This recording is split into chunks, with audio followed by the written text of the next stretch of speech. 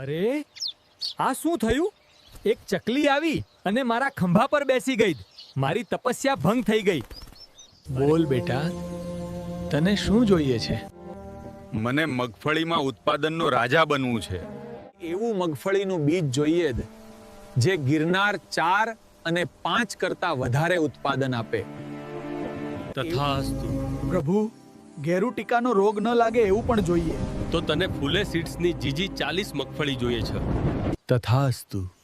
પ્રભુદ, આ તો ફૂલે સીડ્સની જીજી 40 મગફળી છે.